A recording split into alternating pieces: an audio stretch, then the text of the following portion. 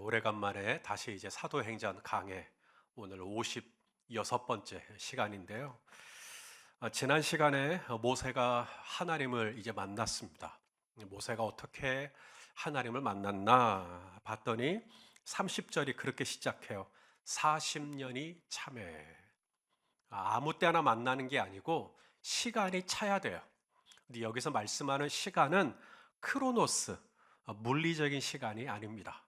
여기서 말씀하는 시간은 헬라어로 카이로스라고 하는 신적인 시간입니다. 하나님만이 주관하는 시간이에요. 예수님께서도 이는 천사도 알지 못하고 인자인 나도 모르고 오직 아버지만 아시는 시간이 있다라고 말씀하셨는데 그게 바로 카이로스입니다. 40년이 찼다라고 말할 때 이 40년이 바로 하나님만이 아는 그 시간이 찬 거죠.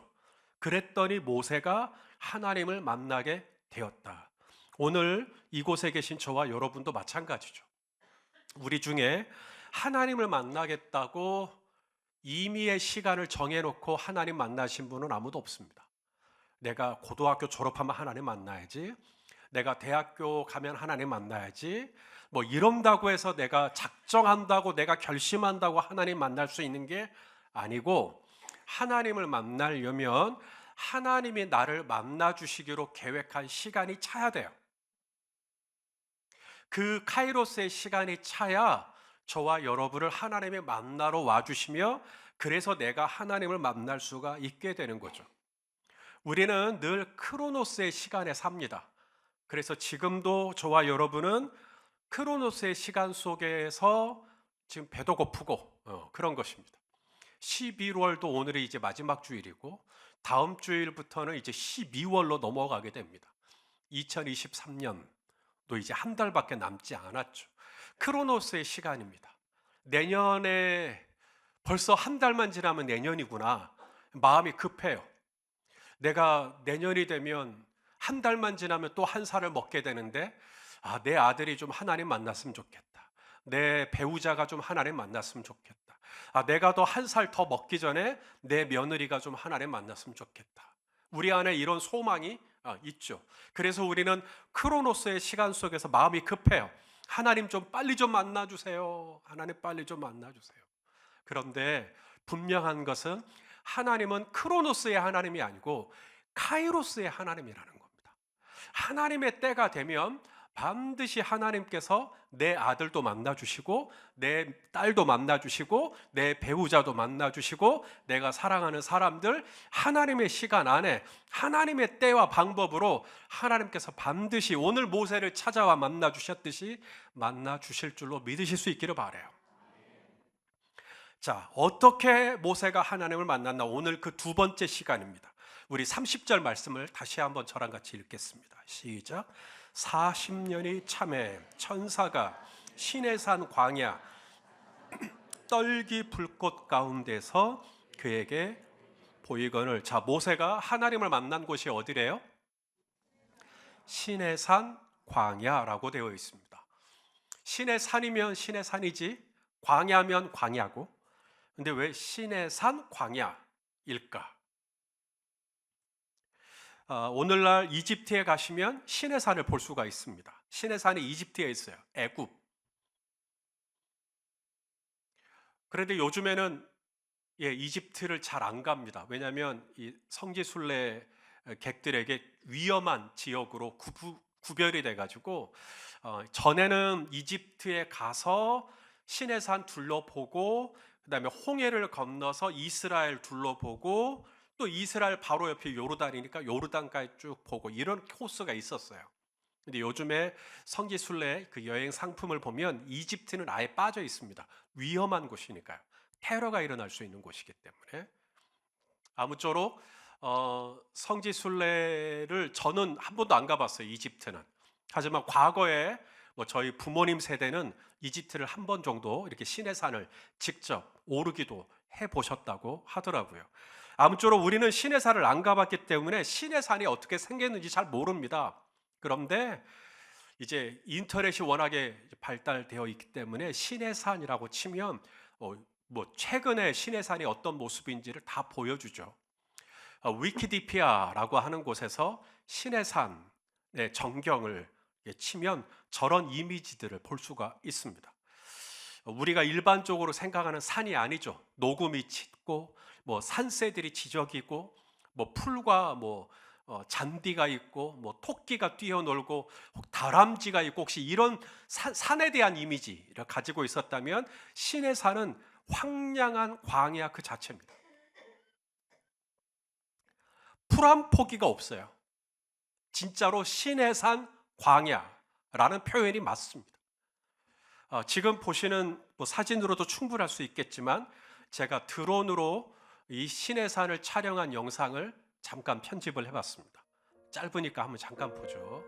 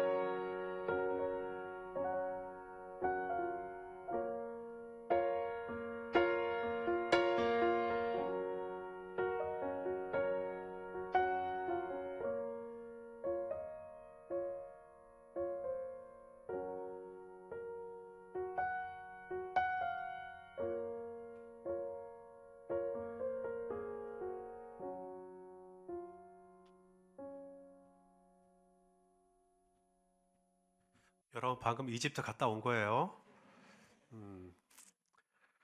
자, 보시다시피 신의 산에서 볼 수 있는 건 딱 두 개예요. 화강암, 물에 되어 있는 반석들, 바위들, 그리고 바닥에 뒹굴러 다니는 덤불들이요. 이 덤불들의 가시가 많기 때문에 가시 덤불이라고 부르죠. 이름이 신의 산이라고 해서 혹시 시내가 흐르는 산인가? 라고 생각하신 분이 계실지 모르겠습니다. 여기서 시내라는 말은 우리말 시내가 아니라 히브리어입니다. 히브리어 시내라는 말은 덤불이란 뜻입니다. 덤불밖에 없으니까요. 우리가 신의 산이라고도 하고 또 호렙산이라고도 합니다. 성경에 보면 또 호렙산이라고도 나오거든요. 똑같은 데인데 이 호렙이라는 뜻은 건조하다라는 뜻입니다. 바로 그곳에서 하나님을 만난 겁니다. 이런 건조한 곳에, 이런 메마른 곳에, 이런 먼지밖에 없는 곳에 하나님이 계실까? 십자가, 첨탑, 뾰족 서 있는 건물 있잖아요. 고딕 양식으로 멋지게 세워진 파이프 오르간이 연주가 되고 스테인드 글라스로 창문이 장식이 되어 있고 멋진 조명이 그 안으로 스며들어와 누구라도 그 안에 있으면 그 거룩한 경외심에 압도될 것 같은, 이 정도 돼야 하나님 만날 수 있는 것 아닌가. 하지만 오늘 모세가 하나님을 만난 곳은 정말 여기서는 정말 하나님 만나기 어렵겠다라고 하는 곳, 풀 한 폭이 없는 곳, 깡깡한 반석밖에 없는 곳, 메마른 광야, 거기서 하나님 만난 겁니다.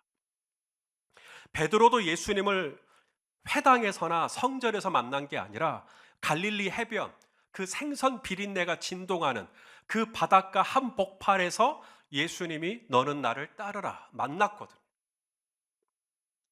우리는 하나님을 만나기 위해 지금 이 교회당에 오셨어요. 잘하셨습니다. 그러나 이 교회당에서만 하나님을 만날 수 있는 것은 아닙니다. 하나님은 교회당에도 계시지만 교회당 밖에도 하나님이 계셔요. 그래서 하나님은 여러분들을 이곳에서도 만나기를 원하시지만, 그리고 정말 여러분들 이곳에서 하나님을 만났으면 좋겠지만, 하나님이 정말 여러분을 만나길 원하시는 자리는 이 교회당을 떠나 바로 먼지가 나고 건조하고 메말라버린, 생기를 찾아볼 수 없는 여러분의 사무실, 복사를 하고 엑셀 작업을 하고 고객을 만나 프레젠테이션을 하고 기획안을 작성하고 뭔가 전혀 새로운 일을 기대하기 어려울 것 같은, 바로 시내산 광야와 같은 여러분의 삶에 우리 주님은 찾아가셔서 오늘 모세를 부르시고 모세를 만나 주셨듯 우리 성도님들도 바로 그곳에서 주님이 만나 주시기를 원하신다라는 겁니다. 모세는 본래 이 미디안 광야에서 양을 쳤어요. 이 미디안 광야에서 장인 모세가 결혼을 했거든요. 장인 이드로라고 하는 이 장인의 양을 치고 있었습니다. 그런데 모세가 오늘 하나님을 만난 건 저 건너편, 아카바만을 건너편 시내산까지 왔다라는 거죠. 굉장히 먼 거리를 돌아와야만 했습니다.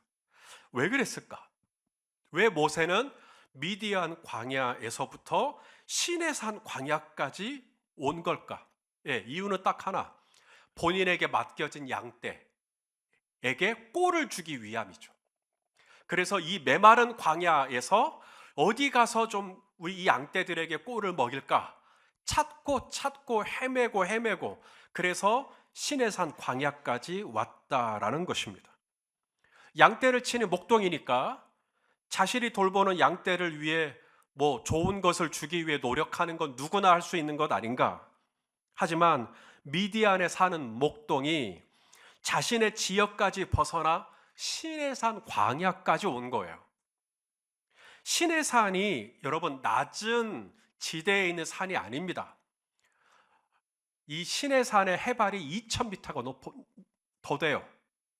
우리 무등산이 1200m 정도 돼요. 무등산보다 더 높은 게 시내산입니다. 거기까지 올라갔다는 거예요. 모세는 자신이 돌보는 이 양을 위해서 바닥에는 없으니 저 위에 가면 혹시 먹을 게 있을까 해서 해발 2000m가 넘는 거기까지 갔다는 것입니다. 미디안 광야에서 벗어나는 것도 모자라 시내산 광야까지 온 것도 모자라 해발 2000m가 넘는 곳까지 가서 혹시 여기서라도 뭐가 있지 않을까? 자신이 돌보는 양떼를 책임지기 위해 내가 케어하는 이 양떼들에게 먹을 것을 제공하기 위해 이렇게나 애를 쓰고 있다가 하나님 만난 겁니다. 그냥 요령 부리면서 대충 시간 때우고 이랬다가 하나님 만난 사람은 없어요, 성경에. 모세는 이전에 바로의 궁전에서 왕자의 수업을 받을 때도 최선을 다해서 성실하게 애굽의 학문과 애굽의 자연과학과 애굽의 지리학과 모든 것을 거기서 성실하게 공부를 했고, 지금 미디안 광야에서 장인의 양떼를 돌보는 목동의 처지에 있을 때도 이 양떼를 먹이기 위해 최선을 다해 시내산 광야까지 오는 그의 성실한 면모는 여전히 유지되고 있다는 걸 볼 수가 있죠. 성경에서 하나님을 만난 사람들, 하나님의 은혜를 경험한 사람들을 보면 다들 한결같이 그의 삶의 자리에서 최선을 다하고 있을 때 만나요. 여러분, 룻기의 룻 아시죠? 룻은 유대인이 아닙니다. 룻은 모압 여인이에요. 그런데 예수님의 족보에 나와요. 이 룻이 어쩌다가 이 모압 땅을 떠나 베들레헴까지 오게 되냐면, 이 룻의 시어머니죠, 나오미, 남편도 없고 아들도 다 죽고 정말로 이제는 이 룻밖에 없어요, 며느리. 그래서 룻이 모압으로 떠날 수 있었지만 모압으로 떠나지 않고 시어머니 나오미를 봉양하기 위해 모압을 떠나 베들레헴까지 온 겁니다. 연로하신 어머니가 일할 수는 없으니까 어머니 집에 계셔요. 제가 밭에 가서 남의 밭에 가서 떨어진 이삭이라도 주워 올게요. 이스라엘은 이렇게 탈곡을 하고 이렇게 추수를 할 때 이삭이 떨어지면 줍지 않아요. 가난한 과부들에게 이것을 주기 위해서 그 전통적으로 율법에 그렇게 하도록 되어 있습니다. 그래서 그 떨어진 이삭이라도 주워 와서 이제 어머니와 함께 음식을 차려 먹을 생각으로 밭에 들어갔는데 그 밭이 보아스의 밭이었습니다. 다윗의 증조부. 그렇게 해서 하나님의 은혜로 두 사람이 만나게 되었다는 것이고, 또한 엘리사가 엘리야를 만났을 때도 엘리사는 소 12겨릇을 데리고 농사를 짓고 있었다. 그때 엘리야가 엘리사를 콜링을 하죠. 그리고 엘리사 선지자가 되는 것입니다. 베드로가 예수님의 제자가 된 것도 갈릴리에서 한참 그물을 내리면서 고기를 잡고 있을 때 부름을 받았어요. 야고보와 요한이 부름을 받을 때도 그물을 씻고 있었다고 했습니다. 세리 마태가 부름을 받았을 때도 세관에 앉아서 세리의 업무를 보고 있을 때 부름을 받았어요. 한가하게 나무 밑에 앉아서 그늘에서 쉬고 있을 때가 아니었어요. 전부 다 등에 땀을 흘려가면서 열심히 그의 삶의 자리를 살아내고 있을 때 하나님이 그때 모세야, 베드로야 부르셨다는 거예요. 우리가 분명히 알아야 할 것은 하나님은 무소부재하셔요. 없는 곳이 없어요. 하늘 위에, 땅 위에, 땅 아래에 하나님은 어느 곳에나 계시기 때문에 하나님은 저와 여러분을 어느 곳에서든지 만나 주실 수 있으십니다. 요셉이 형들에게 팔려 애굽에 내려갔어요. 그런데 그 애굽에서도 하나님이 함께 하시죠. 왜요? 하나님은 안 계신 곳이 없으니까. 우리 창세기 39장 1절 2절 읽어보죠. 시작. 요셉이 이끌려 여호와께서 요셉과 함께 하심으로 그가 형통한 자가 되어 그의 주인 애굽 사람의 집에 자, 요셉이 애굽에 내려가겠다고 선택했나요? 요셉은 한 번도 애굽을 선택한 적이 없어요. 본인의 의지와 본인의 뜻과 상관없이 애굽으로 내려가게 된 겁니다. 오늘 우리 성도님들 중에도 본인의 의지와 상관없이 갑자기 회사가 저 멀리 강원도로 보내버리는 거예요. 아니면 저 멀리 해외로 보내버리는 거예요. 나의 의지와 상관없이. 그랬을 때 왜 하나님은 나를 이곳에 보내셨을까? 걱정하지 않을 것은 내가 애굽에 내려가든 내가 가나안 시내산 광야에 있든 내가 미디안 광야에 있든 내가 갈릴리 한복판에서 고기를 잡고 있든 우리 하나님은 언제나 우리와 함께 하십니다. 우리와 함께 하시고 우리를 통하여서 영광을 받으실 수 있는 하나님이시라는 것이죠. 그러므로 하나님이 없는 나의 일상의 자리는 없다. 하나님이 미치지 못할 나의 일상의 자리는 없다. 하나님은 언제든지 나의 삶의 한복판에 훅 하고 들어와서는 나의 이름을 부르며 나를 만나주시고 오늘 내가 하고 있는 이 양떼를 돌보는 일들, 하나님은 이 사소한 일, 이 투박한 일을 통해서도 얼마든지 하나님은 우리를 만나주실 수가 있는 것이죠. 자, 그렇다면 하나님이 나의 일상에 이렇게 찾아오실 때 내가 하나님을 알아볼 수 있을까? 하나님이 너무나 정말 심심하고 재미없고 정말로 건조한 나의 일상에 찾아오셔서 모세야 하고 노크를 하실 때 내가 과연 주님을 알아볼 수 있을 것이냐? 주님의 초대에 내가 반응할 수 있을 것이냐? 어떻게 하면 내가 주님의 이 부르심, 주님의 초대, 주님의 이 개입하심을 내가 알아볼 것이냐? 그것에 대해서는 다음 주에 말씀을 드리기도 하겠습니다. 자, 오늘 우리가 알아야 할 것은 이거예요. 하나님의 눈으로 보면 성과 속의 구분이 없다. 하나님의 눈으로 보면 성과 속의 구분이 별로 없어요. 하나님 앞에서 오늘 우리가 교회당에 나와 예배하고 기도하고 성찬에 참여하고 이것만 거룩한 게 아닙니다. 하나님은 여러분에게 맡겨진 양떼가 있죠. 회사가 여러분에게 맡긴 양떼가 있을 겁니다. 부모님이 여러분에게 맡긴 양떼가 있을 거예요. 정말로 모세처럼 처가댁에서 장인이나 장모가 나에게 맡긴 양떼가 있을 수도 있겠죠. 그 양떼를 돌보기 위해서 내가 시내산 광야까지 가려고 할 때 하나님은 그것도 다 거룩하다. 하나님은 구두 수송공이 구두를 고치고 세탁소 사장님이 떨어진 손님의 소매에 있는 단추를 기우는 것도 다 거룩하다. 하나님의 눈에는 성과 속의 구분이 없다. 당신이 갈릴리 바다에서 고기를 잡든 그물을 씻든 다 거룩하다. 세관에 앉아서 세리의 업무를 하는 것, 회계의 업무를 하는 것 다 거룩하다. 하나님 앞에서는 구분이 없다는 거예요. 하나님은 내가 하는 지극히 사소한 음식물 쓰레기 버리는 일이라 할지라도 주님은 그것도 귀하게 보신다. 제가 신학교회를 갔더니 신학교에 있는 교수님들이 선지동산에 올라온 여러분을 환영합니다 그러는 거예요. 선지동산이 뭔가 양림동의 지도를 펼쳐놓고 보면 선지동산은 없습니다. 사직공원만 있지. 그러면 선지동산은 도대체 뭔가? 이제 그래도 신학생들이 올라왔으니까 이제 여러분들은 선지동산이다, 선지자 학교에 올라온 선지동산이다 이런 뜻이긴 한데, 이 선지자, 선지라는 말, 우리말로 번역된 이게 히브리어로 무슨 뜻이냐면, 한자로는 먼저 아는 사람, 미리 아는 사람이라는 뜻이죠. 하지만 히브리어로는 뭐냐면, 어떻게 사람이 미리 알 수 있느냐? 미리 보기 때문에 그래요. 그래서 히브리어로는 이 나비라고 하는 이 단어가 하나님의 계시를 볼 수 있는 눈, 하나님이 보여주시는 것을 볼 수 있는 눈을 가진 사람, 하나님이 들려주시는 것을 들을 수 있는 귀를 가진 사람, 남이 못 본 걸 볼 수 있고 남이 듣지 못하는 걸 들을 수 있는 센스, 청각을 가지고 있는 거죠. 아람의 군사들이 엘리사를 둘렀을 때 엘리사의 사화는 두려웠어요. 왜냐하면 아람의 군사들만 보이니까. 아이고, 이제 우리 꼼짝없이 죽었구나.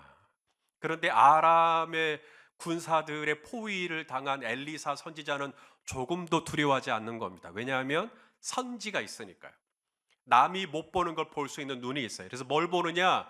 이 엘리사와 사화를 둘러싸고 있는 하나님의 천군 천사, 불말과 불병거가 보이는 거예요. 그러니 절대 쫄지 않습니다. 자, 우리 말씀을 읽죠. 열왕기하 6장 17절 시작. 기도하여 이르되 여호와여 원하건대 그의 눈을 열어서 보게 하옵소서 하니 여호와께서 그 청년의 눈을 여심해 그가 보니 이제 뭐가 보여요? 불말과 불병거가 산에 가득하여 엘리사를 둘렀더라. 전에는 뭐가 가득했어요? 아람의 군사들이 가득했어요. 그런데 이제는 하나님의 천군과 천사가 가득한 거예요. 이게 눈이 열린 거예요. 이게 선지예요. 여러분, 이런 선지가 양림동에 있는 신학교에만 가야만 이 선지동산에 오를 수 있는 게 아니다 라는 겁니다. 시인 송명희 시인을 혹시 아실 것입니다. 이분은 뇌성마비 환자예요. 어렸을 때 의사 선생님이 이 아기의 뇌를 잘못 만져가지고 의사의 실수로 1급 뇌성마비 장애를 이제 앓게 되셨죠. 누군가의 실수로 평생을 온몸을 비틀어 의사를 소통해야 하는, 그리고 어딘가를 이동하려고 할 때 휠체어를 의지할 수밖에 없는 삶을 살게 된 것입니다. 그런 송명희 시인이 하나님을 만난 거죠. 그리고 나서 선지, 남이 못 보는 것을 볼 수 있는 선지, 남이 듣지 못하는 음성을 들을 선지가 생긴 거죠. 그리고 그녀는 이렇게 시를 썼습니다. 나 가진 재물 없으나, 나 남이 가진 지식 없으나, 나 남에게 있는 건강 있지 않으나, 나 남이 없는 것 있으니, 나 남이 못 본 것을 보았고, 나 남이 듣지 못한 음성 들었고, 나 남이 받지 못한 사랑 받았고, 나 남이 모르는 것 깨달았네. 공평하신 하나님이 나 남이 가진 것 나 없지만, 공평하신 하나님이 나 남이 없는 것 갖게 하셨네. 여러분, 이게 선지예요. 이 선지 동사는 광주광역시 서구 양림동에만 있는 게 아니라는 겁니다. 오늘 내가 양떼를 치고 있어요.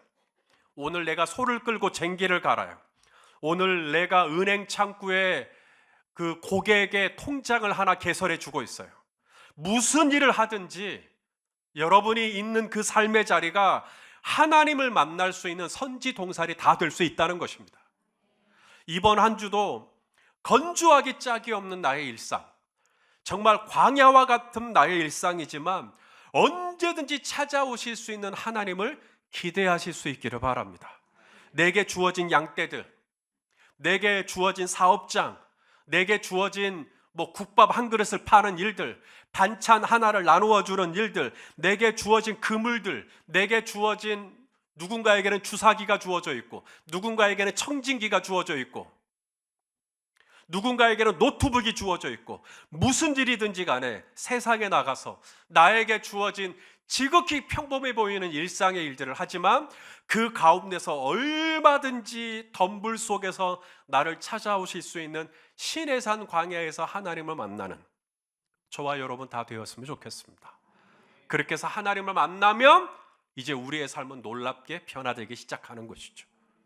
그러한 나의 일상에 바로 찾아와서 우리 성도님들의 이름을 불러주시는 그 하나님을 인격적으로 만나시기를 예수님의 이름으로 축원합니다. 기도하시겠습니다. 오 아버지 하나님, 감사합니다. 모세를 찾아와 주시고 모세의 일상에서 모세를 만나 주시고 그래서 모세를 모세되게 해주신 주님, 오늘 우리 성도님들의 삶에도 주님 필요합니다. 주님 찾아와 주시고 우리 성도님들의 그 지극히 무미건조해 보이는 반복되는 일상이지만 하나님 그곳에서 우리 하나님을 놀랍게 만나는 은혜가 있을 수 있도록 축복해 주시옵소서. 예수님의 이름으로 기도하옵나이다.